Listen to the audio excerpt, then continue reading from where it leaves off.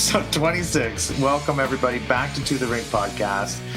We appreciate everyone listening. It's been a lot of fun. We're having a lot of fun doing it. We got another busy podcast full of interesting stuff going on today, don't we, Puff? For 100%, yeah. Lots of it now feels like we're in the playoff push.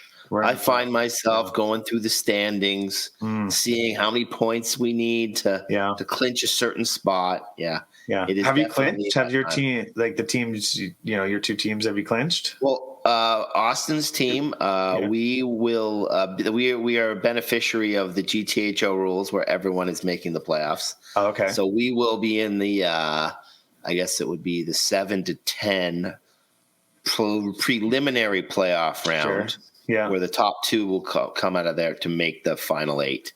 So we're gearing up to be ready for that. And Barrett's team is sitting in second place in U14. Okay. So they're going to make it. They'll make the playoffs, and they're probably looking good for second.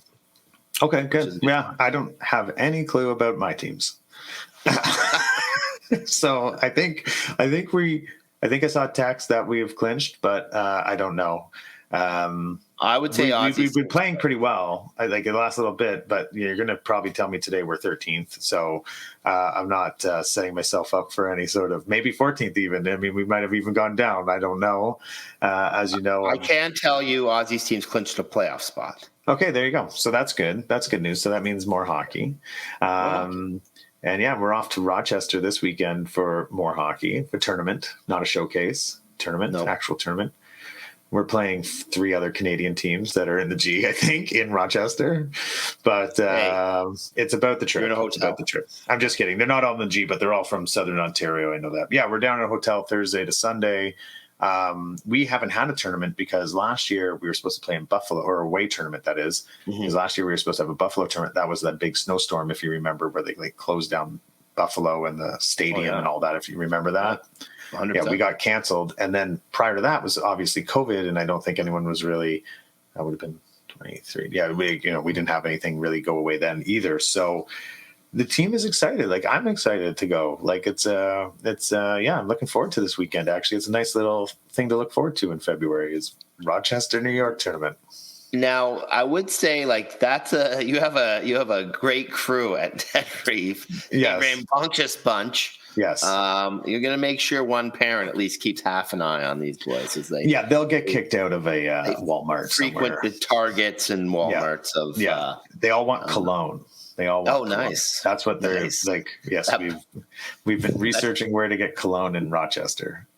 Oh, you can't beat that. Oh, I know. But I don't know. I guess that's just the thing of the U15 group. But anyway, Puff, it's been a busy week, and another week that you and I have ran into each other at the rink, which is where twice in the last 3 or 4 days. So we've seen each other a lot over the last bit, which was nice. And we had a discussion that I want to bring back now to the pod, which was we had a discussion a little bit ago on the pod where you said we were talking about face masks, and I was talking about if you're, NHLs are over 18, no one wears a face mask. They just wear, a visor, I guess, or no face mask at all. And you and I have said if there was any chance that you and I were in the NHL or U18 competitive, anything over that or over 18, I guess, or if our kids went to it, we would demand them to wear a mask. Are you correct in that statement? Yeah, I would pretend that my jaw was broken.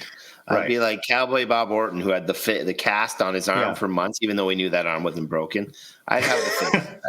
You gotta, because you said because I said to you, I would definitely wear a mask, and if my kids made it, into competitive hockey after 18, I would say I hope you wear a mask, but it's going to be seen as not cool. Was your comment to me?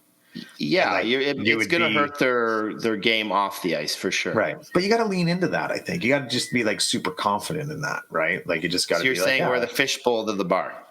Yes. Yeah. That's what I said to you. I'd say I would just make a joke out of it and wear my helmet to the bar after the game or on the plane to the next game or whatever it is.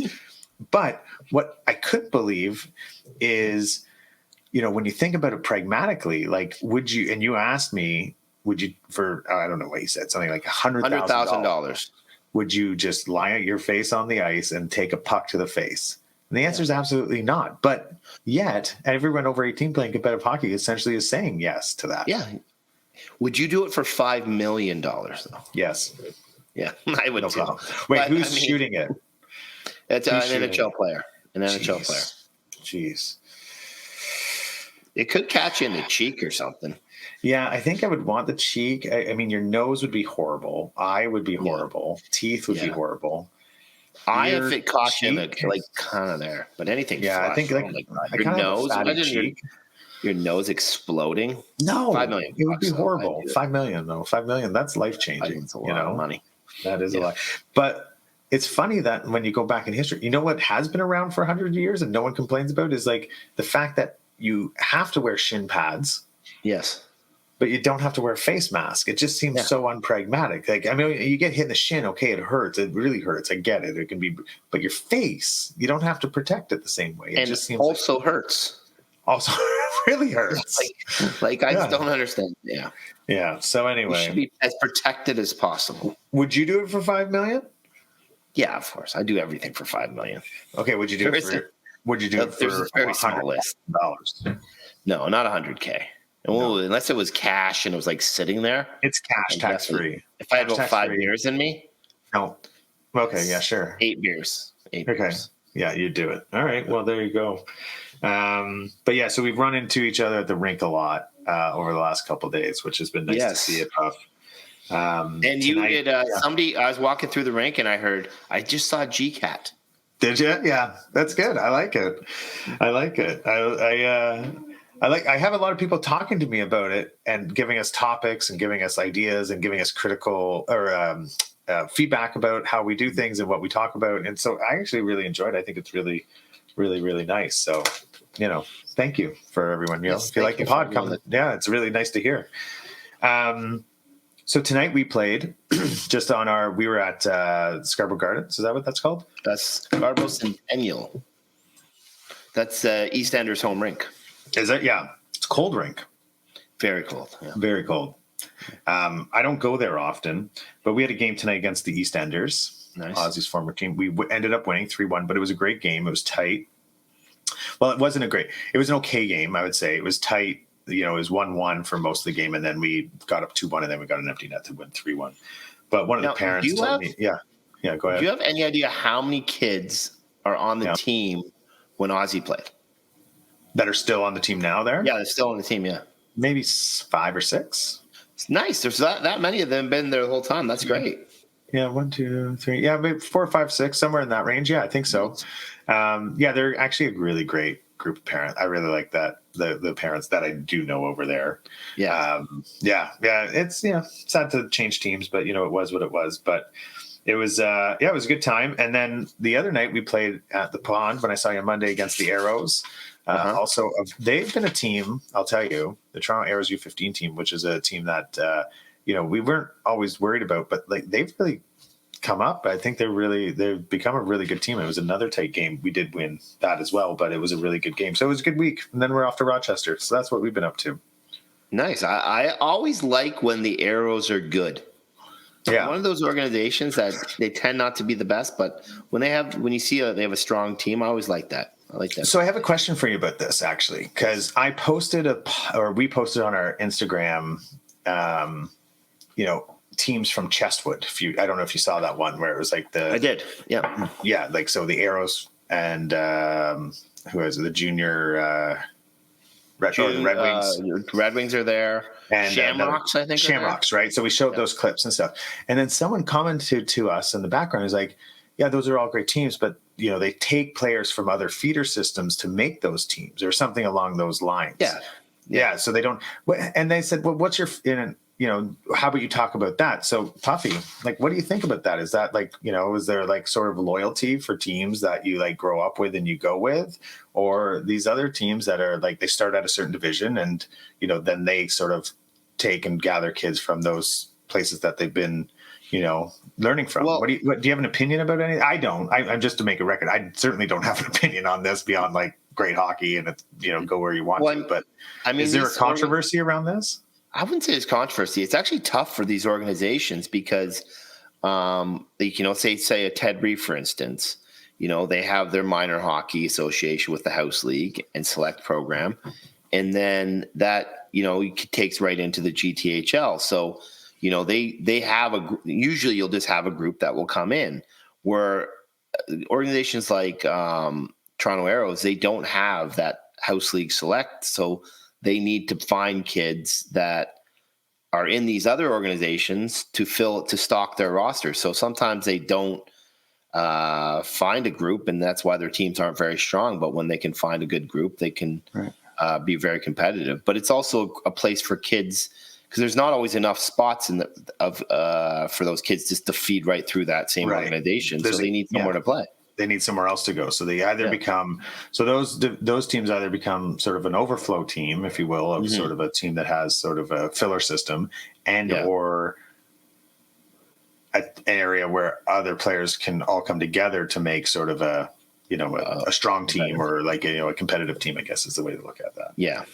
Okay. Yeah. For sure. Good. And I mean, you need those organizations. Otherwise there just wouldn't be enough for kids to play. Yeah. Yeah. Good. Okay. Well, good. There it is. No controversy. Was looking for something, didn't find it. No controversy in the G. But let's talk about a little controversy. You like that? That's a very good segue. Look at you. You're hosting. That segue? Not too much controversy, but what we're going to talk a little bit about was the last few pods. I told you, who is Don Montgomery? Yes. And he sounds like a great person. I'm going to actually set it up front, and I'm going to talk a little bit about him from what I've got from my research. And he sounds like a wonderful, wonderful man. But at the end, I'm actually going to talk a little. There was a little controversy at the end about naming, and I'll share a bit about that. So, with that, Don Montgomery. Everyone here who's ever played for the Scarborough Ice Raiders or played against them, the rink out in Scarborough there, and it's named after Don Montgomery. So who is he? Well, he was the president of the Scarborough Hockey Association for 40 years. 40 years. Wow. But it's safe. Here's the line. It's safe to bet most of the boys and girls who played the game didn't know who he was. He was a humble person in the background. That's right. So most of the kids probably wouldn't have recognized Don Montgomery if they bumped into him. Who became the president, from John Kellaway. That's from John Kellaway, who became the president after Montgomery passed away in April of 2007. Don was a very quiet person, private to the extent that he kept himself in the background. He never took credit, took all the abuse, but none of the credit, and that was the way he wanted it. He was married to his wife, Mary, remembers him the same way, keeping out of the limelight, the limelight right until the end when he was in the hospital, in which he unfortunately passed away from lung cancer when he was 75 in 2007. But for 40 years, he dedicated himself to that organization. Wow. And did it all in the background with no fanfare at all.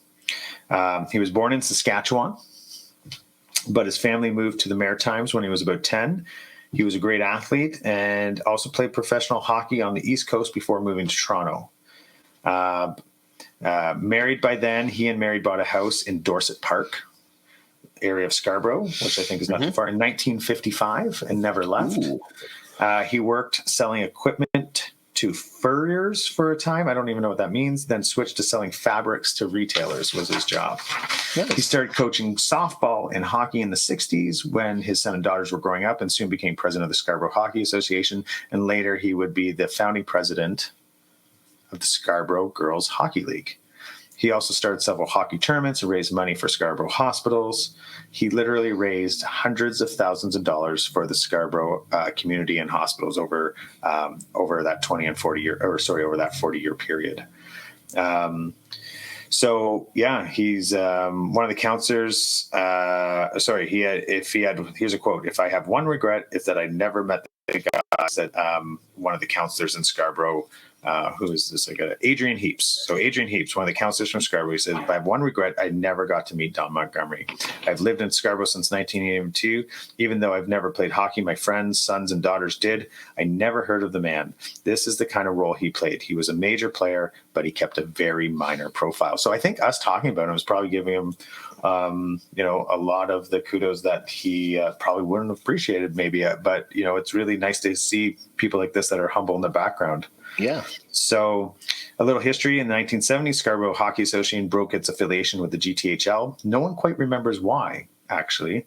But John Gardner, the now president of the GTHO, at the time, this was in 2000, said Montgomery didn't burn bridges. When I became president in the 1980s, I always maintained a point of contact with him once or twice a year just to keep the relationship going, he says. He was always very courteous. My attitude was, Don will bring the Scarborough Hockey Association back into the system when he feels comfortable with it. And that's exactly what he did. Nice. Yeah, he had a very rough time because the demographics of Scarborough had changed so tremendously. It was such a multicultural mix that it was hard to gain interest of all the new Canadians to get involved in minor hockey, but he kept at it. That's more than likely one of the reasons why the Scarborough Hockey Association is such a successful and surviving association today. So really that is a little bit about Don Montgomery.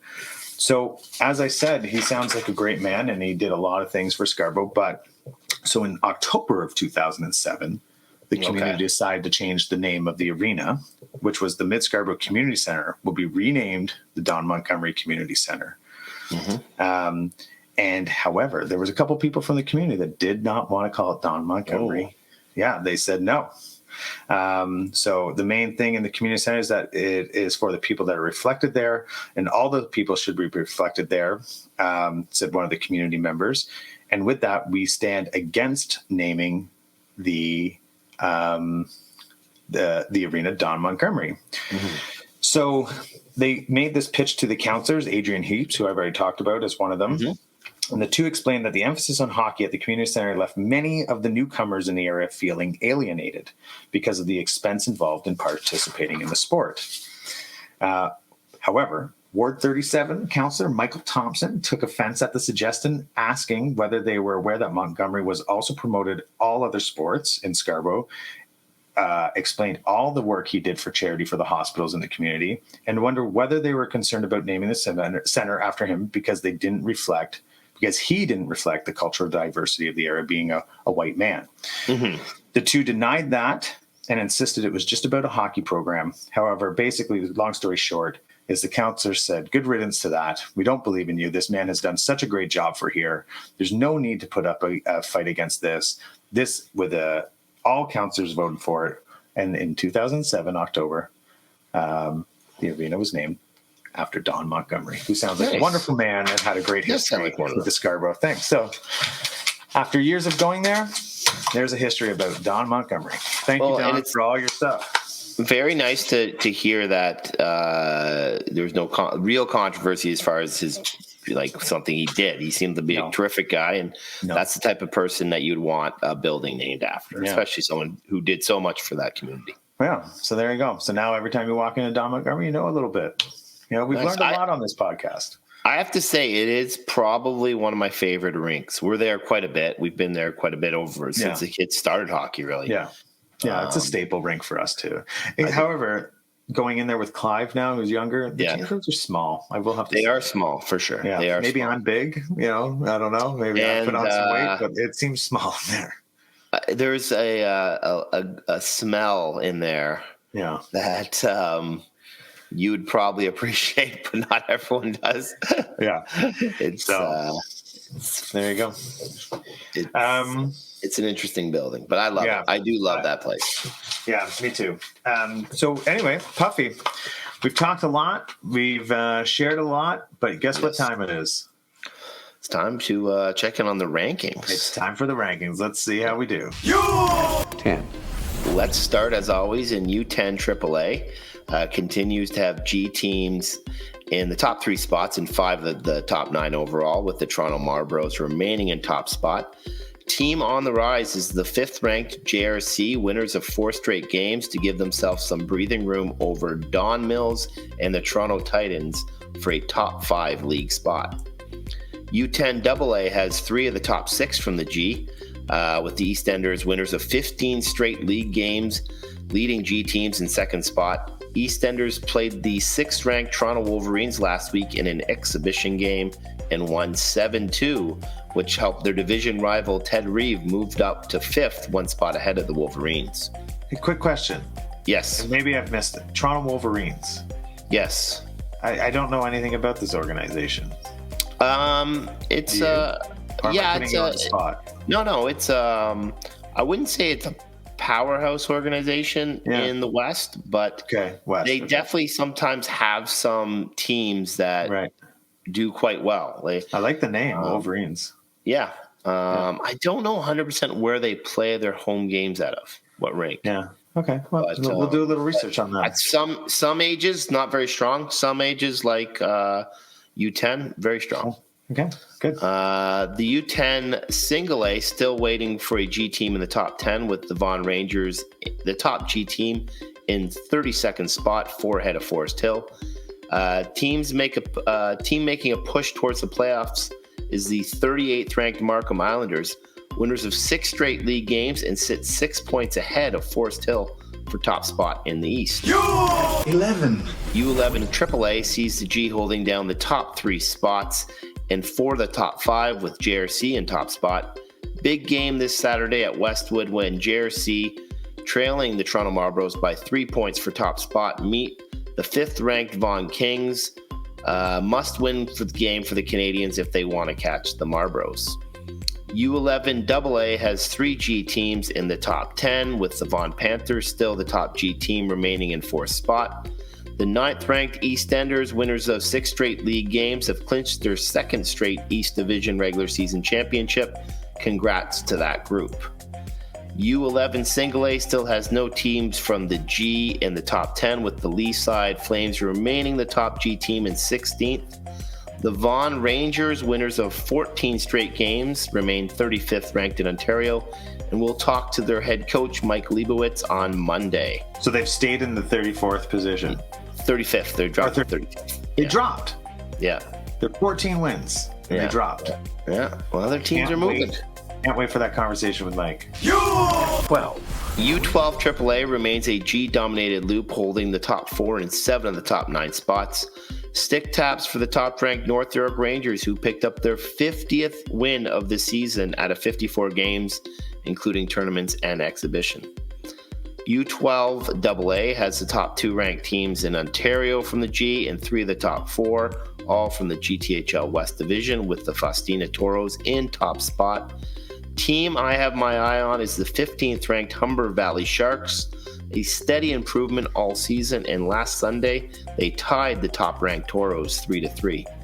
Austin's team, our team, played Humber Valley earlier this year in a tournament, and they are a good solid little team. I think they could be a problem in the playoffs for those top teams. U12 Single A still has 0 teams from the GTHL in the top 10, with the Vaughan Rangers the top G team in 14th spot. Going to be a great finish in the East Division. Just 3 points separate the top 4 teams. The 45th ranked Ted Reeve, the 47th ranked Leaside Flames, 52nd ranked North York Knights, and the 53rd ranked Avenue Road Ducks. U13 AAA continues with the top 2 and 3 of the top 5 from the G, with JRC and Vaughan Kings remaining 1-2. It's going to be a great battle for the final spot in the playoffs, with 8th place and 24th ranked Don Mills Flyers 1 point ahead of the 9th place and 22nd ranked Mississauga Rebels. U13 AA now has 2 teams in the top 10 from the G, with Forest Hill Force leading the way in 8th spot. Race for the final playoff spots in the West is going to be wild, as just 4 points separate 7th place from 11th place. U13 Single A still has no teams in the top 10 from the G. West Hill Hawks are the new number 1 G team in 39th spot. Leaside Flames 1 are slumping at the wrong time. That's Pierre LeBrun's sons on that team. He will not be happy. And they are just 1 point ahead of Ted Reeve for 2nd spot in the East. U14 AAA has the top 6 ranked teams, all from the G, and 7 of the top 9, with the Markham Majors still leading the way. Huge game Thursday night at Iceland as the 24th ranked Toronto Red Wings face the 34th ranked Mississauga Rebels. Winner of that game will move within 2 points of the Young Nats for the final playoff spot. Nice. U14 AA. So wait, hold on that one. Yep. Only there's 1 playoff spot left, so it's either going to be either the Mississauga Rebels, the Toronto Red Wings, or the Young Nats, who currently sit in 8th. Oh, the so top 3 of them are fighting for that one. Make it, yeah. The top 7 are already in. Okay, I'll be interested to see who makes that. Yeah. So, because the thing is, the Red Wings, their last 2 games are pretty winnable. Right. So if they win this game against the Rebels, they'll be in a good spot. The Young Nats have a bit of a lead, but they have tough games coming in. So you placing a bet on this, Puff, on Bet365? I wish I could. Bet365 is really missing out. They could be betting on it. Would you let them? Do you think they should be allowed to bet on the G? I think that with limits, you couldn't have people betting big money. Right. But if you had like $20 limits on things, I think it would be entertaining. As long as everyone was cool. We'd all have to agree to be guarantee cool. Everyone's cool. Everyone you have to sign a contract before you. No one's allowed to harass kids. Right.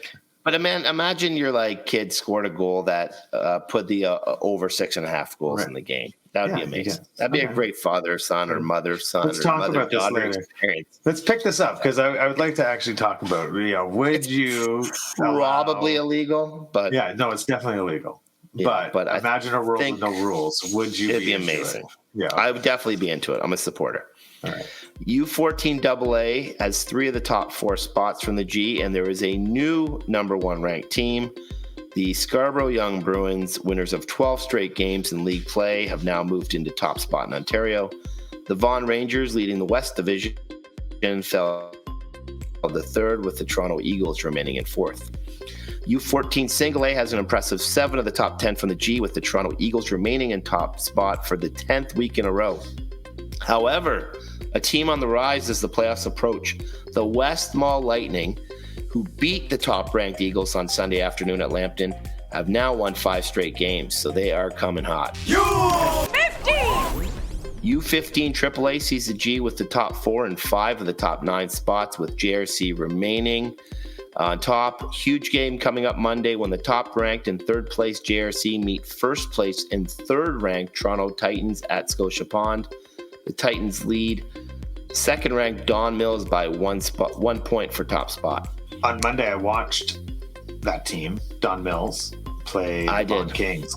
Yes. Yeah, it was a good game. I think it was 0-0. It ended at a stalemate.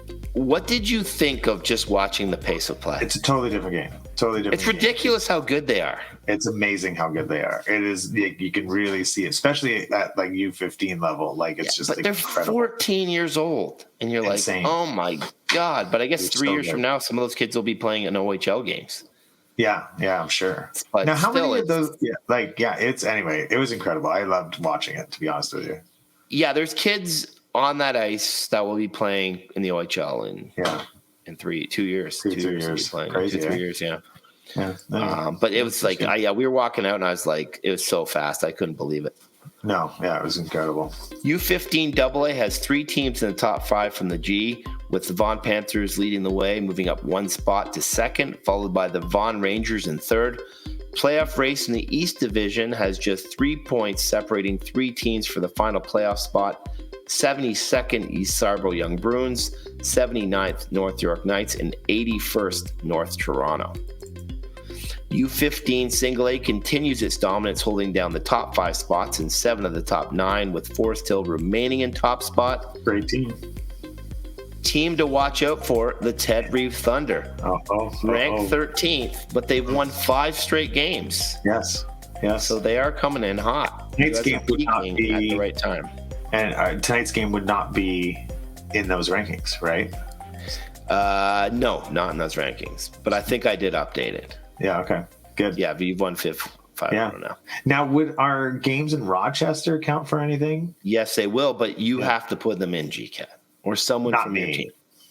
You or someone from your team. The manager or someone, Okay. Or the other team does it. But if no one puts it in, obviously it doesn't make its way in. Somebody has to. Okay. It won't be the tournament putting it in. We'll see if we put them in on Sunday or not, if we win or lose. If we win, we're putting them in. If we lose, I don't think we're putting them in. You're going to bury those. You're going to bury them. Like, never happened. The showcase doesn't count. You'll be like, they canceled the tournament. Yeah, well, Barrett's team, they played in AAA Showcase last weekend. Yeah. And they did well, right? They did quite well, but they had a tough one. And that score had to go in, I guess. So I did notice. I think their team put it in because I think we might have buried that one. Yeah, it was a big number, but it was a good time. The kids had fun. Yeah, it looks like it. U16 AAA now has 5 of the top 10 from the G, with the Vaughan Kings, winners of 10 straight, remaining as the top team in Ontario for the 10th week in a row. Big game Friday at Canlan at Etobicoke, when second place and 4th ranked Toronto Marlboros face 3rd place and 6th ranked North York Rangers. Lots of scouts will be out for that one. U16 AA has just 1 team from the G in the top 10, with the Mississauga Beast moving up 1 spot to 3rd. Big game on Friday night at Vic Village, when the 1st place and 16th ranked North York Knights meet the 28th ranked and 3rd place Toronto Arrows. And finally, U16 Single A sees the G continue to dominate, holding 6 of the top 7 spots, with North Toronto remaining in top spot. The 4th-ranked Toronto Eagles have won 6 straight and sit just 4 points behind the 5th-ranked Vaughan Panthers for top spot in the West. And that is the rankings this week. Nice. So everyone's really having little ups and downs, running into the back half of the year to get playoff positioning. It does seem there's some big games coming up in this next couple weeks, especially for those teams at the older ages, because if you don't make the playoffs, that's it. You could be, some teams are going to be done like next week. Their season's over. Really? It ends just next week. Yeah, next week there's some teams that'll be playing their final games, and I don't think I haven't heard anything about Clancy's or I was just about to ask. I don't know if they've come back. Oh, you mean post-COVID? Yeah, post-COVID. I haven't heard anything about them since COVID. Yeah. So interesting. So like, be pretty early. For instance, in the U15 Single A division, right? Mm-hmm. If we didn't make playoffs, our hockey would be done next week. Well, whenever their schedule's over. I think for AAA, there's some ages where it's ending next week. I think AA and Single A, it's more towards the end of the month. Okay. But still, it's definitely February. It's definitely like February. Wow. Your season's over. Interesting. Yeah. Well, we've clinched. Yeah. So those teams that are on that bubble, you gotta. Yeah. This is critical time for you. This is critical time. You gotta find a way. Right. Well. Maybe if you don't make it, maybe your family will book a March break trip for you. Always thinking on the bright side. Yeah, because we can't. Yeah, no. Not that we're going away, but you can't plan March break, right? Well, that's one of the hassles of hockey. No, it's true, but that's why our family, we always go away at the very beginning of February. So we're heading away next week. Yeah, I know. So you're gonna. You made up some weird excuse. I said, "Are we going to record the pod next week?" And you said, "Well, only if I can bring my mic." And I'm like, "Are you going to a country where you can't bring mics?" I'm not sure what the local customs are in. You can bring a mic. You can bring a mic. Trust me. You can sneak in a mic. Go ahead. Problem might be how many beers deep I'll be at podcast. That's okay. I think the crew would like it. I think our listeners would like to have, relaxed Puffy. Okay. Well, the rankings. We have another busy week. We have another episode coming out this week with Mike from the U11 Vaughan Rangers Single A team coming on. So that will be out next week. In that, and so I guess we're at the end of this. We got to do our song of the week here. Yes. Do you have a song of the week for us? I do. I was watching the movie Superbad. Love it. As people do on weekdays when most people are working. I'm watching Superbad. Yeah. But the song, it's a hit. It's a classic. And it's impossible for me to not be going 160 miles an hour on the 401 if I have Van Halen's Panama cranked in the car. Great song. There's no better pump-up song on earth than that tune. So that's a good song. That's my pump-up song this week. When I first got my license when I was 16, I made a tape just to age myself here. Yep. Because it was like a moment, right? A moment I wanted to capture. And I wanted to have what's the very first song? Because I've always loved music, so I've always thought about theme or sort of parts of it. And so I was always what's the first song I'm going to play when I get my license and I drive? And so the first song was Shook You All Night Long by AC/DC for me. But the second song was Panama by Van Halen. Nice. On my, yeah. So it was up there. But because I always she was a fast machine. And then I was like, oh, this is my fast machine, my Pontiac Sunfire cruising down road, my fast machine. Okay, listen. So I've got a song for you. It's a little bit off the beaten track again, I bet. It's a newer song. The song's called Kid. It's by the Revivalists. Came out maybe December or November, I think, somewhere around there. Anyway, It's a catchy little tune. It's not necessarily a pump-up song, but, I put it on the background as we're driving to the rink, and, the beat and everything carries everybody around. It's a little pop. I'm a little poppy. I'll be the first to admit it. I like my poppy, but it's a poppy rock song.